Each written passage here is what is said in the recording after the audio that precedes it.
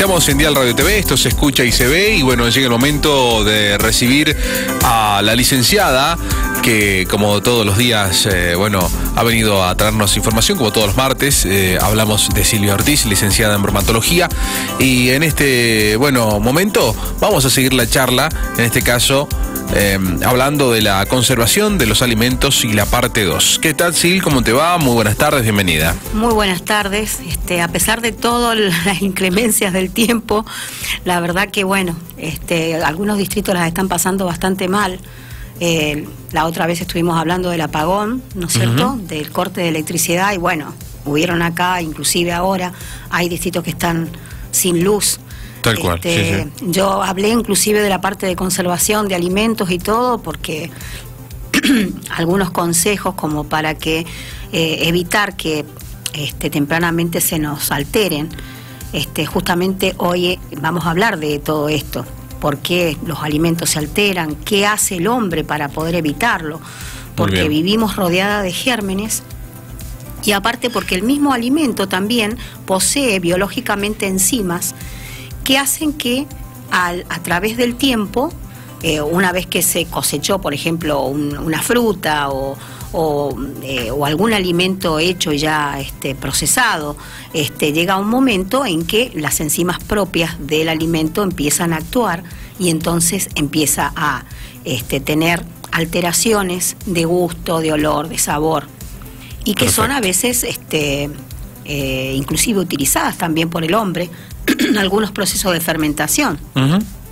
O sea que los microorganismos pueden llegar a sernos útil en algún momento que nosotros los utilicemos para tal fin. Por ejemplo, los hongos a veces nos han servido para la producción de quesos. Claro que sí. Inclusive algunos quesos especiales y finos, por qué no decirlo, que fueron descubiertos por el hombre, que era ni más ni menos que una alteración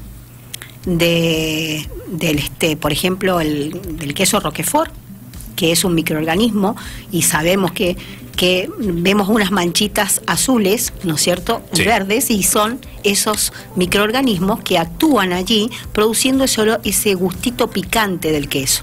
Claro.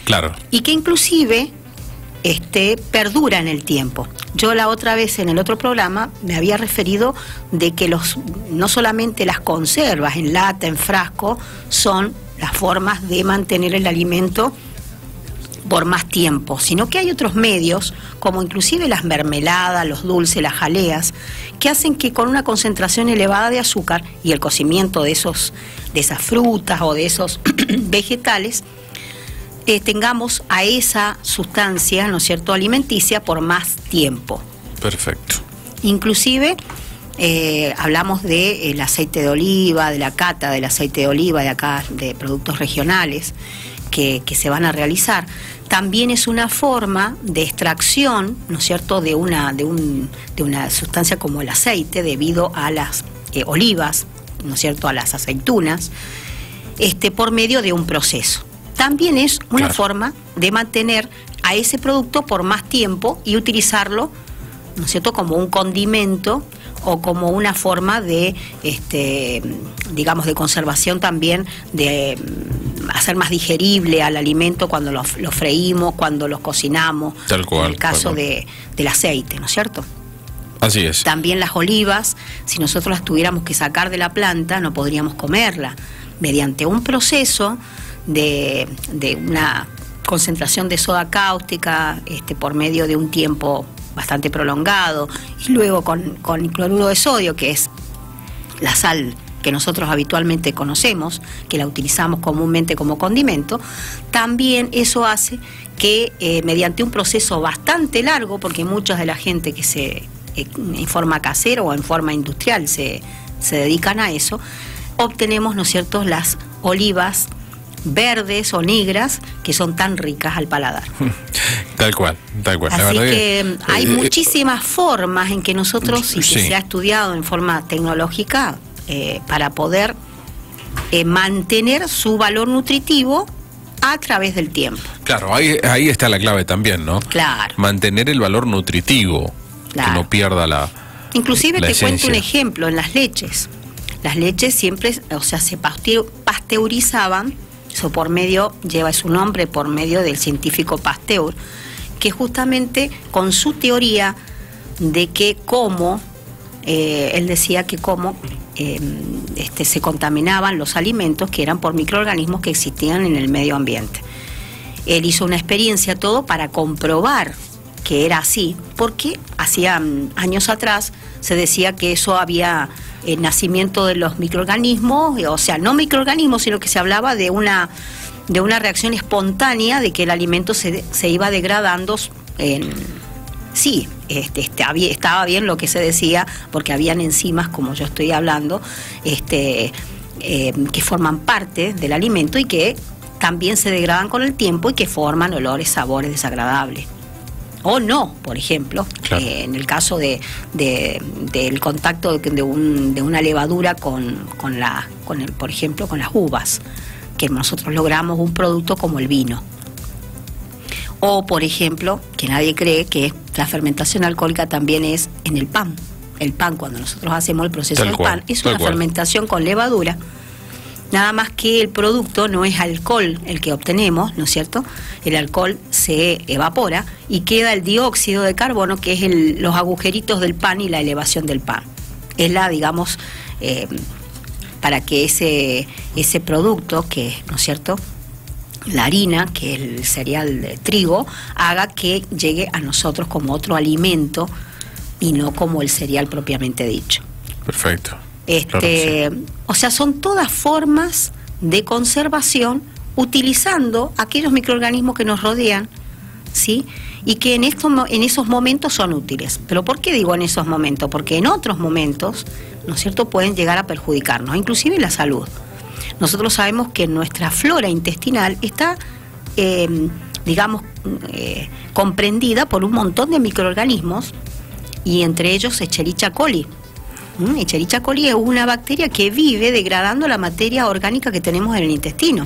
Cuando aumenta esa cantidad normal y adecuada de nuestro organismo, por X razón, porque consumimos un alimento que estaba contaminado. Claro, en mal estado. Claro, entonces estas bacterias empiezan a proliferar y se vuelven nocivas, ¿sí? Esas son las diarreas, estas enfermedades, ¿no es cierto?, que se transmiten, que se llaman enfermedades transmitidas por alimentos, que son una serie de enfermedades que vamos a ir tratando a lo largo de todos los programas que nos queden ya después, ¿no es cierto? Sí, sí. Si Dios quiere y la Virgen podamos continuar. Todas estas enfermedades que son producidas por estos mismos gérmenes, algunos beneficiosos, otros perjudiciales, que pueden ser en un momento beneficiosos y luego se tornan perjudiciales. Entonces, bueno, estos son los consejos que nosotros a veces damos a las amas de casa, a las personas que manipulan alimentos, porque hoy en día no es el ama de casa solamente, sino todas las personas que llegan a su hogar y que preparan alimentos. Tal cual, todos. ¿Sí? Todos. Todo el mundo, porque a veces chicos jóvenes que viven ya solos, que están estudiando, que manipulan alimentos, y los hombres que en general cuando tienen una pareja ya no es solamente la mujer la que manipula alimentos, sino que se complementan entre los dos, y no es por gusto, sino porque es una realidad. Sí, sí. El hombre y la mujer trabajan iguales, entonces también tienen que igualmente preparar los alimentos cuando cada uno le toque, o no sé. Tal cual. O sea, es una asociación que antes no se daba. La mujer era la que solamente se dedicaba a la cocina. Estamos en una generación donde en ese sentido hemos crecido, ¿no?, de pensamiento. Claro. Y por ende todos estamos en la casa manipulando y colaborando, ¿no? Algo que no pasaba antes. Hoy por hoy el hombre está más metido, ¿no?, en todas estas cosas que antes ni siquiera tenía un conocimiento de nada. Por ende tenemos que estar preparados, ¿no? Claro. Desde que arrancamos el camino cuando somos jóvenes y decimos, bueno, vamos a vivir solos, vamos a salir de la casa, y hay cosas que ni siquiera estamos preparados para hacerlas, ¿no? Es así, a veces, y tenemos una gran responsabilidad con nosotros mismos si vamos a consumir esos alimentos que vamos a comer, Y también si preparamos alimentos para, ¿no es cierto?, mi familia, para mis hijos, etcétera, etcétera. O sea, es una gran responsabilidad manipular alimentos y saber cuánto tiempo los tengo que tener en la heladera. Y en la misma heladera, claro, que es un medio de conservación, ¿no es cierto?, primario que tenemos en todas las, mayormente en las casas, tiene que haber, ¿no es cierto?, rigurosamente un orden y también una limpieza. Claro. Es lo que hablamos en programas anteriores. Hábitos de higiene, ¿no? Claro, y cómo ordenar la heladera, etcétera, etcétera, para que sea mejor ese método de conservación, para que sea el más adecuado. Inclusive, bueno, en otros programas podríamos hablar también de los malos hábitos que muchas veces tenemos cuando preparamos alimentos, porque mayormente la gente tiene que saber que en la nariz, en la boca, en la piel, en los granitos, en las heridas, tenemos siempre frecuentemente microorganismos normales que existen y que entonces por eso tenemos que saber de que constantemente estamos nosotros mismos contaminando a lo que vamos a ingerir después. Tal cual. Entonces, bueno, ¿qué hacer? ¿Qué medidas tomar? Por eso esas, digamos, todas esas cantidades de reglas que a veces parecen que son exageradas, no son exageradas, porque convivimos continuamente con estos gérmenes y por eso mismo es que tenemos que cuidar nuestros hábitos, nuestra parte, digamos, nuestra vestidura, nuestra manipulación en cuanto a las manos, en cuanto a los utensilios que utilizamos. Tal cual. Entonces, bueno, todo eso hace que una buena conservación. De nada vale que yo lleve a la heladera o que después, por ejemplo, cocine un alimento y lo deje afuera pensando de que, bueno, si total es invierno, hay temperaturas, sí, en invierno, pero adentro de las casas tenemos temperaturas de 20, 28 grados, 30 grados, con estufas o medios de... Entonces, sí, medios de calefacción. Estamos como si estuviéramos en pleno verano, ¿sí? Muy bien, perfecto. Me parece muy interesante que lo dejemos para el próximo encuentro todo esto que me acabas de decir. Yo creo, si no traemos alguna visita, a lo mejor de alguna actividad, claro, también, que nos podría venir muy bien si alguien se quedara, por ejemplo, de los próximos eventos que tenemos, que hemos hablado de la ingeniera de Mónica Bauzá, claro, que va a visitarnos. No sé si vamos a tener la posibilidad de que venga a la radio. El privilegio, sí, de tenerla por acá. De que haga una visita a la radio. Vamos a ver si a lo mejor en otro horario, ya vemos. Ya vamos a ver si tenemos esa linda posibilidad. Y si no, bueno, hablar de otras actividades también que se realizan en la Facultad de Ciencias Aplicadas, que también bastante interesante e importante para la comunidad. Me parece muy interesante que vayamos a las noticias y a la vuelta vamos con esas actividades, si te parece. Ya volvemos.